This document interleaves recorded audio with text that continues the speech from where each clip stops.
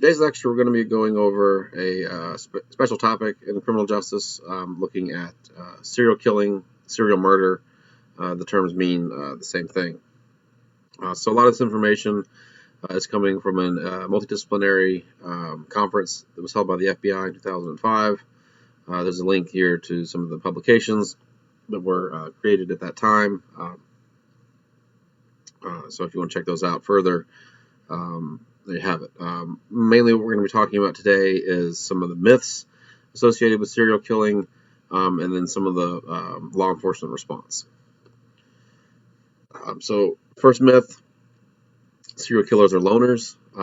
Several of them have been family men. There's not really any... Most of the myths that we're going to talk about are things that are propagated by film and television portrayals of serial killers. But one of the scary things about them, in reality, is that they're typically just people. Another myth is that all serial killers are white males. Again, serial killers typically just take the role or show up in society as representative of that area.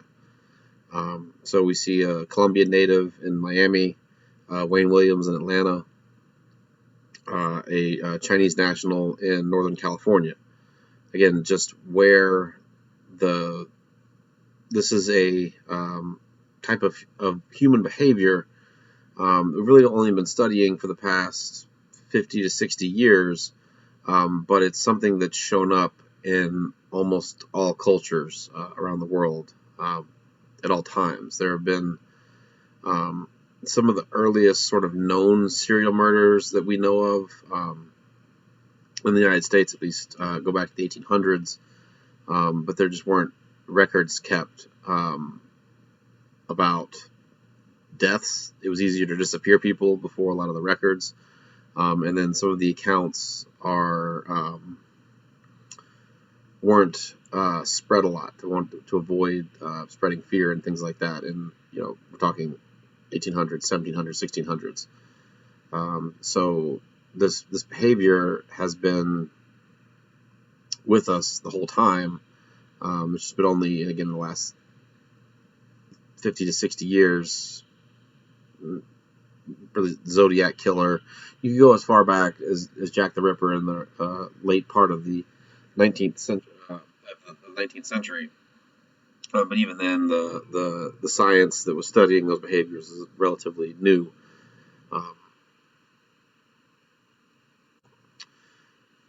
Another myth, serial killers are only motivated by some sort of deviant sexual desire. Again, this is a popular portrayal of serial killers in film, Silence of the Lambs, on Criminal Minds. It's a frequent aspect that there's some sort of sexual kink associated with what they're doing. Sometimes it could be money. Sometimes it could be just insatiable desire to kill. There's a lot of different reasons why people commit serial murder. That all serial killers move around to kill. Another common myth that people hold. And the reason is that that's, again, one of the portrayals in the media is a sort of loner truck driver or transient hitchhiking from place to place murdering people. Really, serial killers tend to operate within a comfort zone. Some people, depending on their job, their lifestyle, have larger comfort zones than others. So someone that happens to be a truck driver and a serial killer is going to move around to kill. Someone who doesn't have that job might stick to a smaller location. Another thing that serial killers cannot stop killing. They oftentimes will kill in sprees, or they'll take breaks. I don't know how true it was to an interview that was collected, but in the Mindhunters television show, they had a serial killer describing it. That wasn't that on the show. It was on something else. But basically, the serial killer was describing the urge to kill like walking in between two streetlights. Immediately after a kill is when you leave the one street light, and as you move towards the next one, the shadow changes, and it's when that gets to a point where you can't sort of control it anymore. That's when they want to kill again. It really just depends. It depends on what the nature of the killing is, what the motivation is. If they're doing things like BTK, which stands, he was self-named. His real name is Dennis Rader. BTK stands for Bind, Torture, Kill. That's the way that he signed notes that he wrote to the police. He would steal trophies, and then he would use those trophies, items from his victims, to reenact the crime and get a sexual gratification from doing those things as a substitute for his killing. And he would also sort of stalk and interact with his next victims. He actually worked as a code enforcement, so he would ride around and write people tickets for not having their grass cut or for not having their dogs on a leash. So he had this ability to just kind of screw with people, and that also sort of satisfied his desires for a time. But when he was captured in 2005, he was currently stalking a victim that he planned to murder. Most serial killers want to get caught. Again, that's not the case. In fact, when they continue to kill, they oftentimes get very good at it, very good at killing and very good at getting away with it. The main reason why is because with serial murder, there's often no connection between the victim and the offender. That's one of the most common ways that murders are solved. Is, and if you watch the First 48, or the white American version of it is Dateline, they tend to show more urban minority community members being killed on First 48, and then when you have the 2-hour special, it's the white lady that got killed. But the root of both of those shows is who was pissed off at the person who got killed, or who did the person who was killed piss off. And that's, who did they owe money to? That's usually what solves it. Who was sleeping around with who? There's some reason why someone gets killed. There's usually a very clear proximate cause for someone's death. In serial murder, that's often not the case. In serial murder, there's oftentimes no connection. The victim doesn't have any idea who the offender is, and that makes it very difficult for the police to track these things down, because a murder can take place, like with the Zodiac killer. He walked up to couples, shot them, and left. You're talking about a 10-second interaction. There's not a lot of evidence being left there, and then once they leave the scene of the crime, who's to know who committed the offense? And it's one of the reasons why they never caught that individual. The idea that most serial killers want to get caught is sort of a fallacy. They don't want to get caught, but because they get good at what they're doing, they get complacent. They get hubris, and they think that they can't be caught.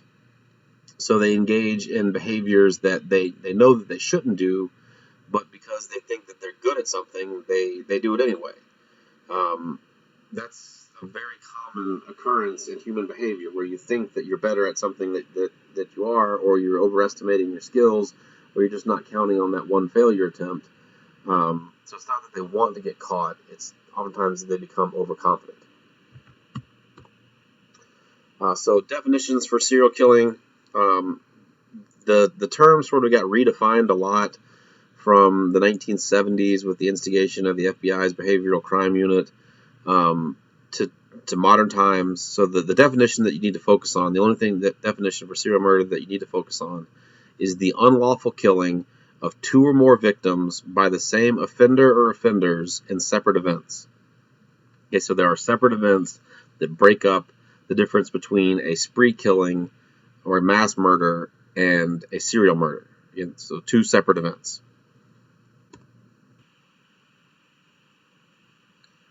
Now to the criminal justice response.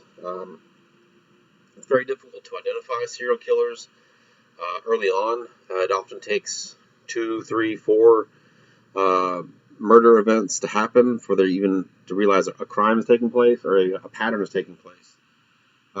If you wanted to say, for instance, murder homeless people in a particularly large city, if you're doing If you're committing offenses that are taking place 10, 15 miles apart, it might take several of these events for anyone to even see a pattern.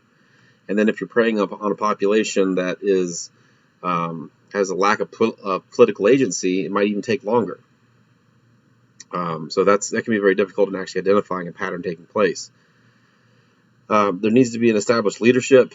What agency is taking the head or taking the lead on this, while all the other agencies that are there are working together in a task force to facilitate effective communication, effective data management, trying to reduce administrative issues by having a sort of internal bureaucracy within the task force, making sure the resources are utilized as effectively as possible. And while it's very unlikely that an individual law enforcement officer will ever experience one of these investigations, it is important for them to have training in the event they need to participate in a serial murder investigation. Once a series is identified, the same crime scene personnel should be utilized to avoid cross-contamination. You want to try to prevent that from taking place by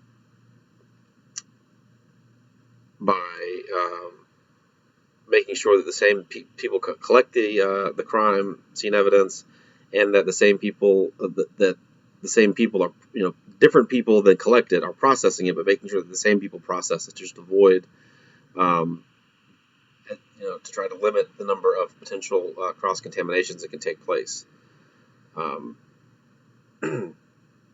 You also want to make sure that records are being kept in a standardized way. Make sure that they have access to those records. You want to do things like study aerial photography at murder scenes to see if there's a commonality in how the person's leaving the crime scene. Are they committing these offenses close to interstates? Are they looking for areas where they have wooded areas to escape from? Google Maps can be a really big help in this area. In the past, it was basically up to the law enforcement agencies to send a plane and do reconnaissance photography. But now the whole world is on Google Maps. You can isolate a crime scene, pull up the satellite imaging, and see likely ways in which someone might leave an area, and that can help with searching for evidence, things like that. Because while there might not be evidence at the crime scene, if you're running through the woods, you might not notice, leaving DNA, blood, footprints, things like that. And because the evidence is so hard to come by, you have a lack of motive, lack of connection between the victim and the offender. You want to make the most of any evidence that is actually collected. You also have to work in conjunction with the media. These cases, when they come out, are big news. It's very common to have a lot of media coverage. So it's very important to work with the media to have a consistent message coming from the investigation task force, to have the same person doing press conferences, because you're not going to be able to work against them. You also need the media sometimes to communicate with the offender. That's been done in the past, but also to vet potential people that want to falsely confess.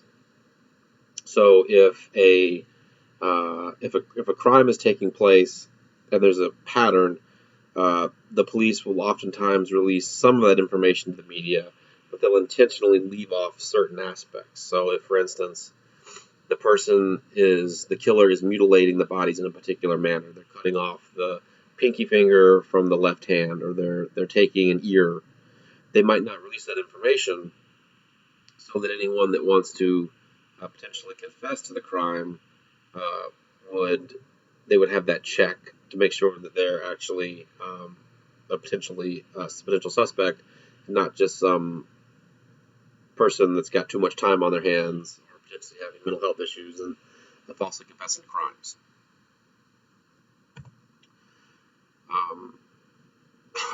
Like I said, it's very important to work with the media, because if the police try to work against them, then that is a signal that the media should be digging into something, and they're going to be able to do it. They're going to it's just going to be one more problem that the police are going to be having to deal with. So here are some additional resources about serial murder. Um, it's a very interesting topic. I'm not sure how frequently they teach a class at the downtown campus about serial murder, but it is something that they do offer periodically. It's a very infrequent type of criminal behavior, but it is something that a lot of people, students of the discipline, like to study, like to investigate. Um, but it is, again, one of those very rare phenomenons that most law enforcement officers will never work on a case. Most prosecutors or lawyers will never have to argue or defend a serial murderer. Um, but it is something that's been a very attractive topic for people to study. So we'll move on to the next. The next lecture will be about the topic of white collar crime.